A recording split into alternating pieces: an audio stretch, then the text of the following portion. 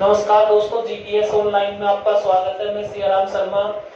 दोस्तों, पिछले वीडियो में हम पढ़ रहे थे प्राकृतिक कायिक जनन। प्राकृतिक कायिक जनन क्या होता है? नेचुरल घटनाएं, यानी प्राकृतिक रूप से पौधे उत्पन्न होते हैं। कायिक जनन दो प्रकार का होता है, प्राकृतिक और कृत्रिम। प्राकृतिक हम पढ़ चुके हैं, जड़ द्वारा, तना द्वारा, पत्तियों द्वारा, प्रकलिकाओं द्वारा। अब हम पढ़ेंगे कृत्रिम कायिक जनन। कृत्रिम कायिक जनन क्या होता है? आर्टिफिशियल मेथड है, यानी मानव निर्मित विधि है। तो इसमें क्या होता है? कृत्रिम कायिक जनन में ये विधियां मानव द्वारा निर्मित होती हैं और मानव इनका उपयोग एक बड़े स्तर पर पौधे उत्पन्न कर उन्हें बाजार में बेचने के लिए करता है। यानी इस विधि को क्यों अपनाया जाता है? क्योंकि मानव क्या करता है, इस विधि द्वारा एक बड़े स्तर पर यानी अधिक संख्या में पौधे उत्पन्न कर लेता है, और जब अधिक संख्या में पौधे उत्पन्न होते हैं उससे उन पौधों को ये बाजार में बेच लेता है। ठीक है, तो कृत्रिम कायिक जनन इसमें देखते हैं हम, इसे आर्टिफिशियल मेथड भी कहा जाता है। ये विधियां मानव द्वारा निर्मित है। किसके द्वारा? मानव, क्योंकि कृत्रिम है, जिसका उपयोग बड़े स्तर पर पौधे उत्पन्न कर बाजार में बेचने के लिए किया जाता है। यानी प्राकृतिक कायिक जो जनन होता है उसमें पौधे बहुत कम संख्या में उत्पन्न होते हैं। कई बार क्या होता है, अनुकूल परिस्थिति नहीं होने के कारण पौधे उत्पन्न नहीं हो पाते। कई बार ऐसा होता है कि जो योग्य होता है वो जीवित रह पाता है, जो योग्य पौधे नहीं होते हैं वो मृत हो जाते हैं, नष्ट हो जाते हैं। तो उस परिस्थिति में प्राकृतिक कायिक जनन से अधिक पौधे उत्पन्न करना संभव नहीं है। अधिक पौधे उत्पन्न करने के लिए कृत्रिम कायिक जनन को अपनाया जाता है। किसको अपनाया जाता है? कृत्रिम कायिक जनन को। ठीक है, आगे हम देखते हैं कुछ प्रमुख कृत्रिम विधियां, यानी ऐसी कौन कौन सी विधियां हैं कृत्रिम जिनको उपयोग में लिया जाता है। तो इसमें देखिए कुछ प्रमुख कृत्रिम विधियां निम्न है। कौन कौन सी हैं जो ज्यादा यूज में ली जाती हैं? कर्तन। पहली विधि कौन सी है? कर्तन। दूसरी जो विधि है वो दाब लगाना। कौन सी? दाब लगाना। और तीसरी जो विधि है वो है रोपण। क्या है? रोपण। तो सबसे पहले हम पहली विधि को पढ़ते हैं। ठीक है, पहली जो विधि है वो है कर्तन। कर्तन यानी कटिंग, CUTTING। ठीक है, कर्तन यानी इंग्लिश में इसको बोलेंगे कटिंग। और कटिंग का मतलब होता है काटना। क्या होता है दोस्तों? काटना। यानी इस विधि में पौधे के भाग, कौन कौन से भाग? या तो जड़ या तना, यानी या तो रूट या स्टेम,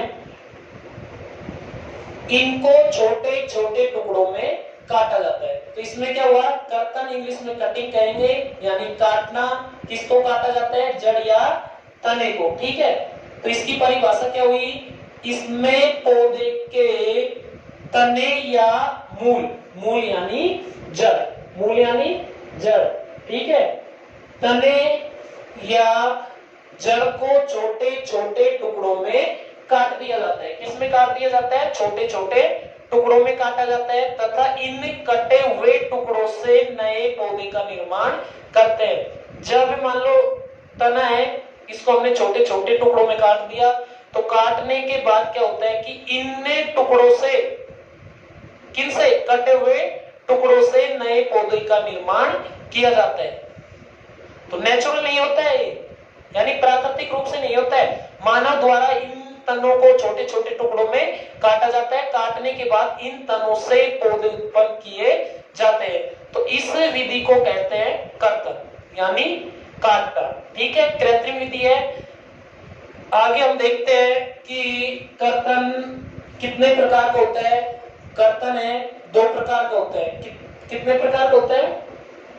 दो प्रकार का। ठीक है, स्तंभ कर्तन।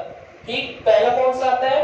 स्तंभ कर्तन। और स्तंभ कर्तन को स्टेम, STEM, स्टेम यानी स्तंभ, CUTTING,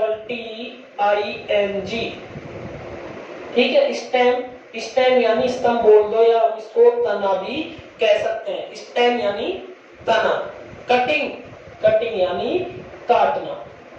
ठीक है। इसमें क्या किया जाता है दोस्तों, स्तंभ कर्तन में तने को काटा जाता है। किसको काटा जाता है, तने को काटा जाता है।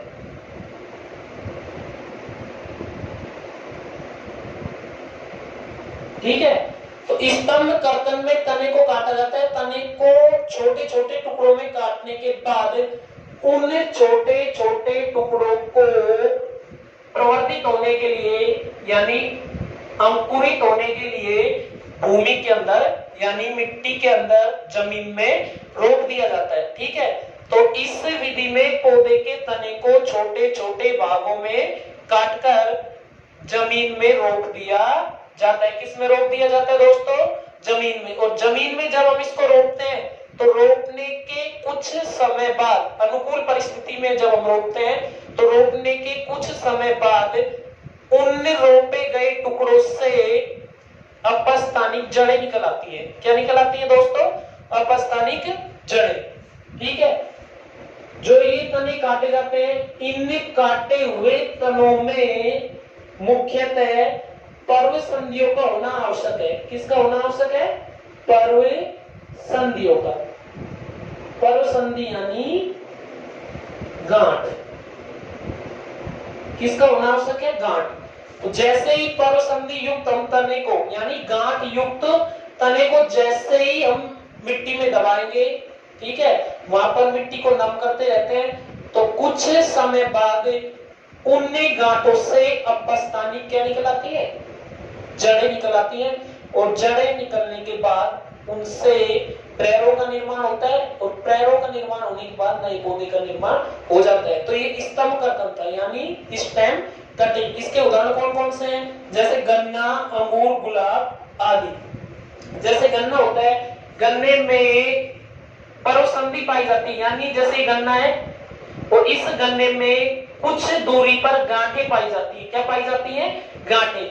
जैसे ही हम इसको मिट्टी में दबाएंगे, दबाने के बाद क्या होता है, जैसे यहाँ गांठ है, इससे गांठ से क्या निकल आएंगी, अपस्थानिक जड़ें निकल आती हैं और ऊपर से पैरों निकल आता है, जिससे एक नए पौधे का निर्माण हो जाता है। तो तने में पर्वसंधि की उपस्थिति में जन्म शीघ्रता से हो जाता है। ठीक है। आगे हम देखते हैं कि कई बार स्तंभ कर्तन से जब हम पौधे उत्पन्न करते हैं तो कुछ कारक ऐसे होते हैं जो इस जनन को प्रभावित करते हैं। ऐसे कौन कौन से कारक होते हैं जो स्तंभ कर्तन में जनन को प्रभावित करते हैं। पहला कारक प्रवर्ध की लंबाई। प्रवर्ध यानी जो हमने तना लिया उस तने की लंबाई है वो भी जनन को प्रभावित करती है। यानी जितना लंबा है, गांठें जितनी अधिक होंगी उतने अधिक पौधे उत्पन्न होंगे। जितना छोटा है, गांठें जितनी कम है, पौधे उतने ही कम उत्पन्न होते हैं। तो पहली चीज तो है कि प्रवर्ध की जो लंबाई होती है वो क्या करती है, स्तंभ कर्तन को प्रभावित करती है। दूसरा जो कारक इसका, मात्र पौधे की आयु, यानी पौधा कम आयु का है, नया है पौधा, पुराना है पौधा, यानी लंबी आयु का है या अधिक वर्ष हो गए उस शाखा को निकले, उस तने को निकले हुए, तो अधिक और कम आयु का जो तन है वो भी स्तंभ कर्तन में क्या करता है, जनन को प्रभावित करता है। ठीक है। प्रवर्ध रोपाई का वातावरण। प्रवर्ध रोपाई का वातावरण, यदि हमने नमी की उपस्थिति में लगाया, टेम्परेचर लगभग सामान्य है तो पौधा शीघ्रता से उत्पन्न हो जाता है। यदि हमने उसे शुष्क वातावरण में लगाया यानी गर्मी में लगाया, जल की उपलब्धता कम है, तो उस परिस्थिति में स्तंभ कर्तन से जो पौधे उत्पन्न किए जाते हैं वो बहुत कम मात्रा में उत्पन्न होते हैं। तो तीन चीजें हैं, प्रवर्ध की लंबाई यानी जो हम तना लेते हैं वो कितना लंबा है वो प्रभावित करते हैं स्तंभ कर्तन को। मात्र पादप की आयु यानी जो किस पादप से हमने उस तने को लिया उसकी आयु कितनी है। ठीक है। यदि आयु में जैसे कम उम्र की शाखा ली हमने या अधिक उम्र की शाखा ली तो उन दोनों से जनन में भिन्नता आ जाती है। अगला तीसरा, प्रवर्ध रोपाई का वातावरण, यानी हमने उसको नमी की उपस्थिति में लगाया, यानी वर्षा ऋतु में लगाया प्रवर्ध को, या ग्रीष्म ऋतु में लगाया, या शीत ऋतु में लगाया तो प्रवर्ध की लंबाई, मात्र पौधे की आयु और प्रवर्ध की रुपाई का वातावरण, ये तीनों चीजें हैं जो स्तंभ कर्तन को क्या करती हैं, प्रभावित करती है। ठीक है, आगे हम देखते हैं दूसरा जो आता है मूल कर्तन। कौन सा आता है, मूल कर्तन। इसको हम रूट ROOTCUTTING, ठीक है, रूट यानी होती है जड़, ये हम क्या कह देंगे इसको, मूल। कटिंग का मतलब काटना, ठीक है। तो मूल कर्तन में क्या होता है कि जो जड़ होती है उस जड़ को काटा जाता है, ठीक है।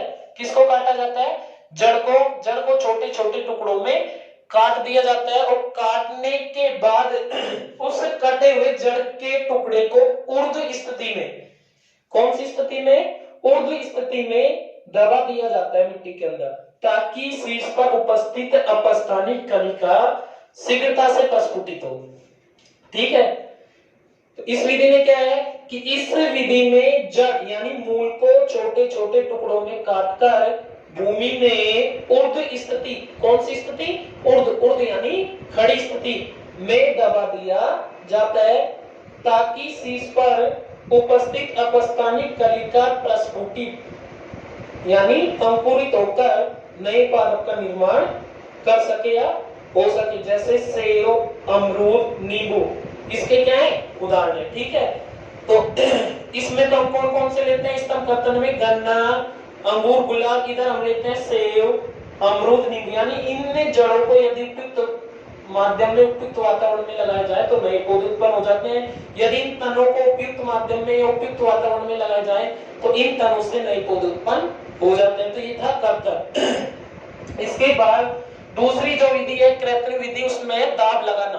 कौन सी है, दाब लगाना यानी लेयरिंग। इसको क्या कहा जाता है, लेयरिंग। लेयर यानी परत।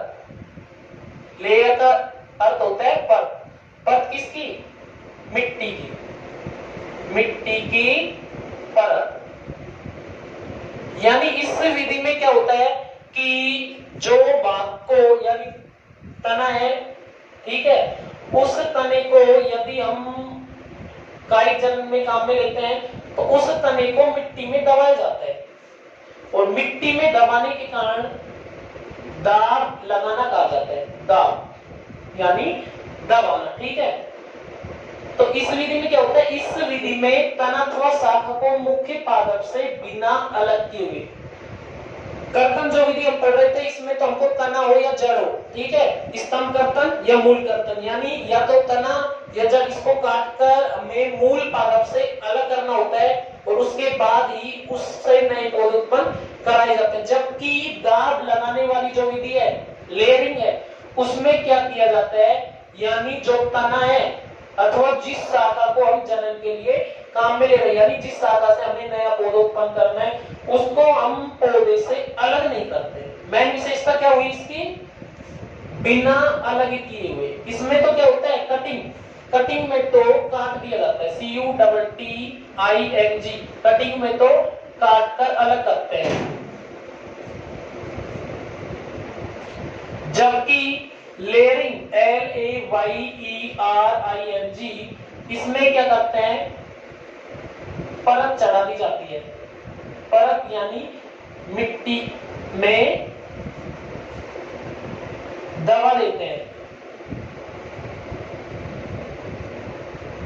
मिट्टी में जब हम जिस शाखा को दबाते हैं उस शाखा को दबाते समय मुख्य पादप से अलग नहीं करते। कटिंग हम काट कर अलग कर लेते हैं, इसमें हम अलग नहीं करते। लेयरिंग में क्या होता है, अलग नहीं करते, ये मेन विशेषता है इसकी, ठीक है। इसमें अलग नहीं करते, उसमें हम काट कर अलग कर लेते हैं पादप भाग को। तो इस लेयरिंग विधि में क्या होगा, इस विधि में तना अथवा शाखा को मुख्य पादप से बिना अलग किए क्या करते हैं, बिना अलग किए अपस्थानिक जड़ों के निर्माण की जो क्रिया है उसको प्रेरित किया जाता है, यानी अपस्थानिक जड़ों का निर्माण किया जाता है। इसकी 3 विधियां प्रमुख है। किसकी, दाब लगाने की 3 विधि है। पहली जो विधि आती है इसकी टीला दाब विधि, ठीक है। टीला दावी, टीला का मतलब ढेर, क्या ढेर। तो इस विधि में क्या किया जाता है कि जो भूमि के पास वाली तने की जो झुकी हुई शाखा होती है उस शाखा को, भूमि के पास वाली जो शाखा है, झुकी हुई शाखा को मिट्टी में दबा दिया जाता है। ये क्या है? मिट्टी। इसको हमने किस में दबा दिया? ये मिट्टी की परत में, ठीक है, इसमें दबा दिया जाता है। दबाते समय हमें कुछ चीजों का ध्यान रखना होता है जो जनन के लिए आवश्यक है। यानी जब हमने इसको दबाया तो दबाते समय पर्व संधियों का भूमि में दबना आवश्यक है। एक या एक से अधिक पर्व संधि होनी चाहिए। उन पर्व संधियों को मिट्टी में दबाया जाता है और जो शीर्ष भाग होता है यानी पैरों शीर्ष, इस शीर्ष भाग को जमीन के ऊपर रखा जाता है, जबकि पर्व संधियों को मिट्टी में दबाया जाता है। दबाने के कुछ समय बाद उचित वातावरण में क्या होता है, या अनुकूल वातावरण में क्या होता है कि इन पर्व संधियों से क्या निकल आती है? अपस्थानिक जड़ें। क्या निकल आती है? अपस्थानिक जड़ें। तो अपस्थानिक जड़ें निकलने के बाद इस भाग को हम काटकर अलग कर लेते हैं। और अलग कैसे करते हैं? मिट्टी के ढेले से। इसके साथ साथ मिट्टी का ढेला भी आना आवश्यक है। तो मिट्टी के ढेले से अलग कर लेते हैं और दूसरे स्थान पर स्थानांतरित कर देते हैं। तो इसको टीला दाब विधि इसलिए कहा गया क्योंकि मिट्टी के टीले यानी मिट्टी के ढेर में दबाई जाती है इस शाखा को, इसलिए इसे कहा गया टीला दाब विधि। ठीक है। तो जैसे एक पर्व संधि है, इससे ये पादप निर्मित हुआ, दूसरी पर्व संधि यहां दबी, तो उस परिस्थिति में इस पर्व संधि से भी, यानी अगर यहाँ पैरो है तो इस पर्व संधि से भी क्या निकल आएंगे? अपस्थानिक जड़ें निकल आएंगी और नया पौधा उत्पन्न हो जाता है। तो एक बार इसको हम पढ़ के देखते हैं कि इस विधि में तने की झुकी हुई शाखा को, किसको? तने की झुकी हुई शाखा को इस प्रकार मिट्टी में दबाया जाता है। किस में दबाया जाता है? मिट्टी में। कि एक या एक से अधिक पर्व संधि, पर्व संधि यानी तने पर उपस्थित क्या? गांठ। पर्व संधि क्या है? तने पर उपस्थित गांठ। ठीक है। तो तने पर उपस्थित गांठ मिट्टी में दब जाए तथा पैरो यानी शीर्ष, ये ऊपर वाला भाग, पर्व संधि ये, ठीक है।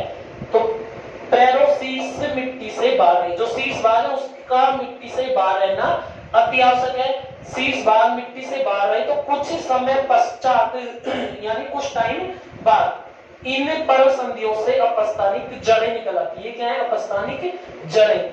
अपस्थानिक जड़ें निकल आती है। उचित समय पर इस भाग को काटकर मिट्टी के पिंड सहित, यानी इस भाग को हम काट लेंगे मिट्टी के पिंड सहित, काटकर हम क्या कर लेते हैं या उखाड़ लेते हैं। उखाड़ने के बाद इसे हम दूसरे स्थान पर स्थानांतरित कर देते हैं। तो इस विधि को कम आयु और छोटे आकार के पौधों में अपनाए जाते हैं। यानी कम आयु के पौधे होने चाहिए, छोटे आकार के पौधे होने चाहिए। उस परिस्थिति में इस विधि को हम अपना सकते हैं। यदि काष्ठीय पौधा है और काष्ठीय पौधे में हम तने की शाखा को घुमाकर मिट्टी में दबाएंगे तो उस परिस्थिति में शाखा टूट सकती है। इसलिए जो छोटे आकार के पौधे होते हैं, कम आयु के पौधे होते हैं, उनमें हम इस विधि को अपना सकते हैं। ठीक है। ये मात्र पादप यानी तने के पास ये झुकी हुई शाखा है, इसकी पर्व संधि है। पर्व संधि युक्त मिट्टी में हमने दबाया, इसको पर्व संधियों को मिट्टी में दबाया, पैरों को ऊपर रखा है। तो मिट्टी में दबाने के कुछ समय बाद, कई बार हम इसको गीला भी करते रहते हैं पानी से, तो कुछ समय बाद इन पर्व संधियों से यानी इन तने पर उपस्थित गांठों से क्या निकल आती है? अपस्थानिक जड़ें निकल आती है। और अपस्थानिक जड़ें निकलने के बाद इस पूरे भाग को हम काटकर मिट्टी के ढेले सहित उखाड़कर दूसरे स्थान पर स्थानांतरित कर देते हैं, तो नए पौधे का निर्माण हो जाता है। जो नया पौधा उत्पन्न होता है दोस्तों, सेम मात्र पादप के समान होता है। जैसे हमने यदि चमेली के पौधे में इस क्रिया को अपनाया तो ये जो पौधे उत्पन्न होंगे सेम चमेली के गुणों जैसे होंगे। मोगरे के पौधे में यदि हमने इसको अपनाया तो ये पौधे कैसे होंगे? मोगरे के पौधे होंगे। चित्र के नीचे हम इसका नाम लिख देंगे टीला दाब विधि। क्या लिख देंगे हम? टीला दाब विधि। तो ये क्या था? दाब लगाने की जो पहली विधि थी टीला दाब विधि, उसका वर्णन था। अगले वीडियो में हम इसकी अन्य विधियों का वर्णन करेंगे। दोस्तों, यदि आपको हमारा वीडियो पसंद आया तो हमारे YouTube चैनल को सब्सक्राइब करना ना भूलें। धन्यवाद।